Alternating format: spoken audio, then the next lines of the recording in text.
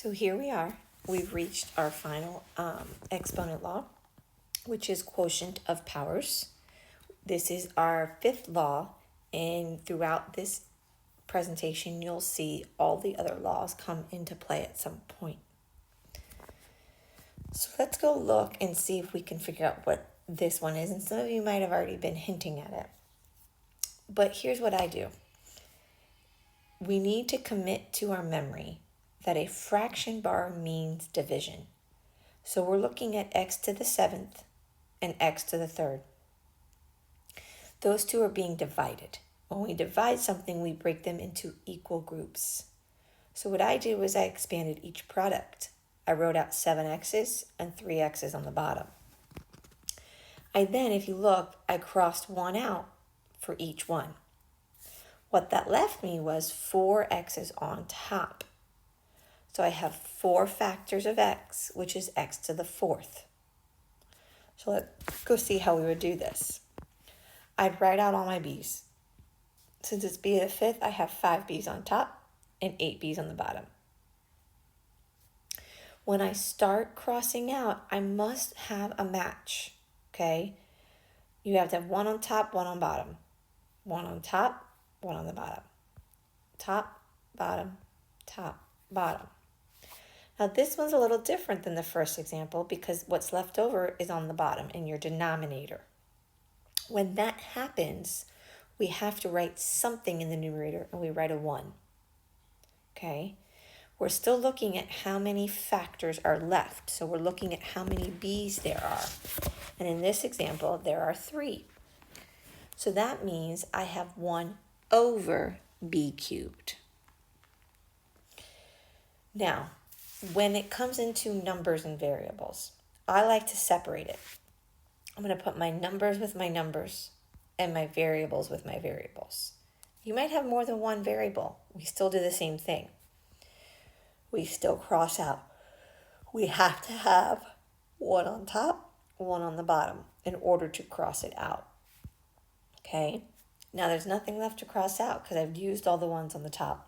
And when I say top, I mean numerator. But for this purpose, I'm not using technical terms so that you see where I'm coming from. Okay. Simplified. I can do 6 divided by 2. That's 3. That's where I get that number from. Then I have 1 over my remaining a's. There are 4 a's that repeat. So I have 3 over a to the 4th. So do you see a shortcut that could get you from the original problem to the answer without having to do the middle ones? If you said subtract the exponents, you are correct. Now some people might be confused saying, wait, 5 minus 8 is negative 3 and we wrote a positive 3. There's that negative exponent law I was talking about would come back. So here is the actual quotient of powers rule. When dividing powers with the same base, we subtract their exponents. So here's what it would look like. A to the 6th over a to the 3rd cubed. You can say a to the 3rd power. They mean the same thing. Would be 6 minus 3. It's always the numerator exponent minus the denominator exponent to give me a cubed. Again, it's going to be 6 minus 8, your numerator minus your denominator. Now that leaves me with a negative, but I can't leave a negative exponent, so I have to now write it on the bottom. Here we have numbers and variables. Again, I separate them.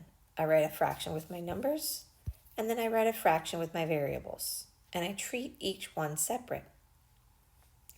I can't do 8 divided by 14 evenly, but that's okay. I can simplify it. Then I would have 5 minus 4. Well, 5 minus 4 is 1. So there's 2 ways you can write this. You can write 4/7 x, just multiplying them by each other because that's what's happening. Or you can write 4x divided by 7. And they mean the same thing. You might see them given either way if it was a multiple choice question. So understand either one is acceptable. Okay, so let's go practice this. I have x to the power of 8 divided by x cubed. Again, I subtract, I get x to the 5th. Pretty straightforward. Now here I have two different variables, but that's okay. I'm going to do m, subtract the exponents, and n, subtract those exponents.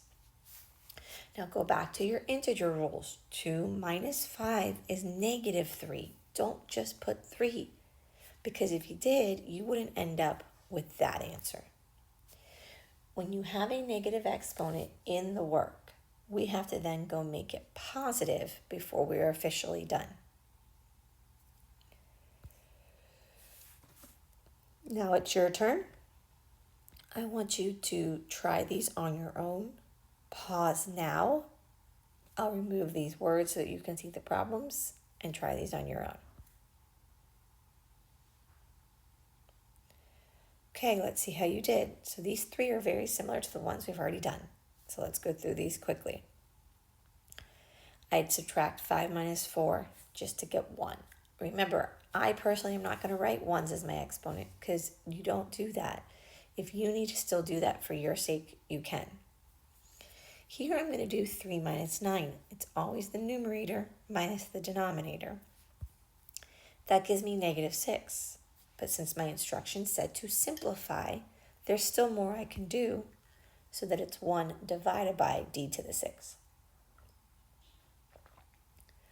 Okay, so we've got two variables, just like our last example. I'm going to do the exponents with the k and then subtract the exponents with the j.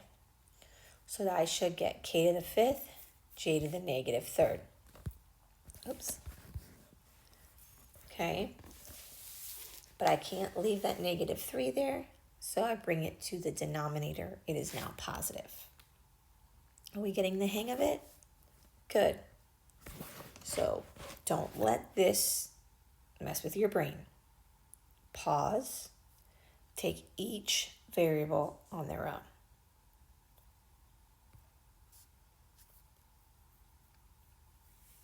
Okay. This one I'm going to kind of talk about a little bit more. And here's why. When we start with our a, this time the exponent in the numerator is negative. I'm still subtracting. The law is subtract exponents. That never changes. So what happens is you have negative 3 minus 5. And then b is just 7 minus 2. But I want to go back.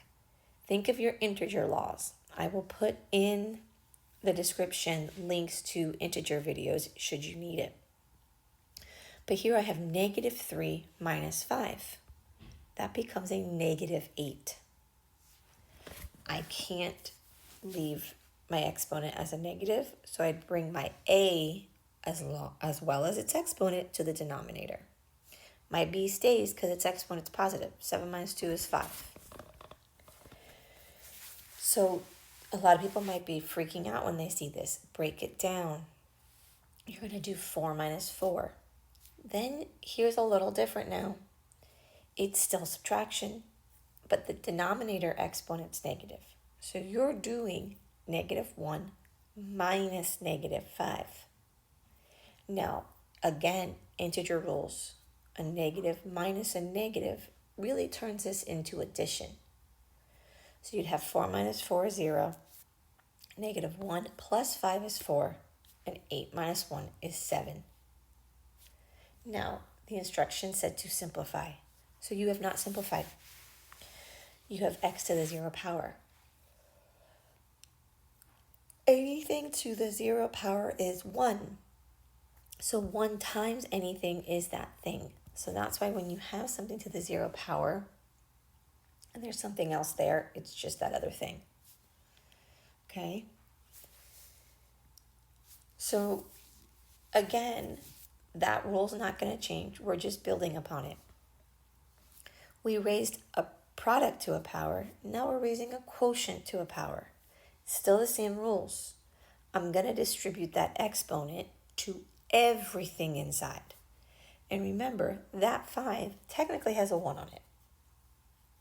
Now what I'm going to do, everything's positive. I'm going to go through. I'm going to do 4 times 2 is 8, and 5 squared is 25. So let's see this one in action. I'm going to distribute the 3 to everything inside. I'm going to do 4 times 3, which I know is 12. And then I know 5 cubed is 125. That's one of those exponents you might want to commit to your memory because you're going to get it a lot, and it makes it a little easier if you can have it memorized.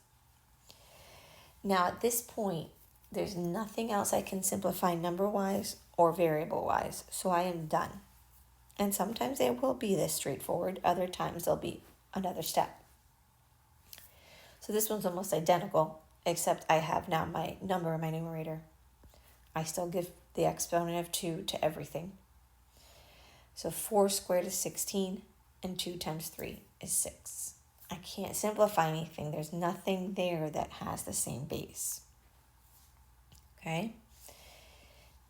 Throw one more thing at you with quotients, is that sometimes your power starts out as a negative. And I'm going to preface this, there's more than one way to do this, but I think since you're getting a hang of the other way, let's keep it that way. So first, you're still going to multiply that negative exponent by everything. Okay? So I'm going to give it to both. I'm going to kind of do my math to get a to the negative 8. Now, I'm not going to do 5 to the negative second power. I really can't do that yet. So if any exponent is negative, I change its location. Well, what does that mean? Well, if it's negative on the top, I bring it to the bottom. If it's on the bottom, I bring it to the top.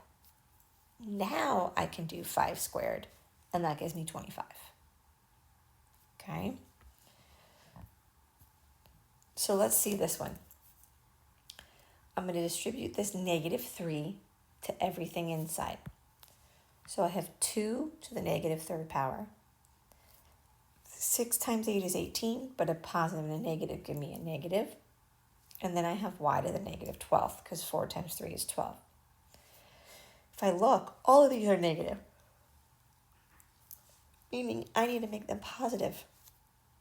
So I'm going to move all of their locations. Now I can do 2 cubed, and 2 cubed is 8. That is another one of those cubes that you're going to see quite often committed to your memory.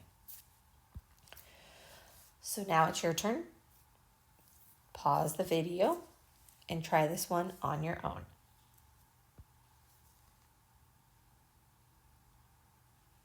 Okay, let's see how you did. If you haven't paused and finished yet, that's okay. Pause it again. You're going to distribute the negative 3 to everything inside. So the A is going to get it, the 5 and the B. Those are all separate factors, okay? Now, they're all negative. So I need to first make them all positive. Now, I can't simplify anything with the A and the B, but I can do 5 cubed to give me 125. Remember, I told you 5 cubed is going to come up. That's a very common one.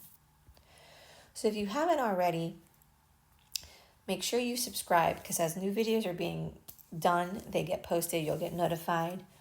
You can also leave a comment. This is all our exponent laws. And now we're going to work on problems with them together. So if there's a problem you have, let me know. I can do a video on a specific question and get that loaded to you.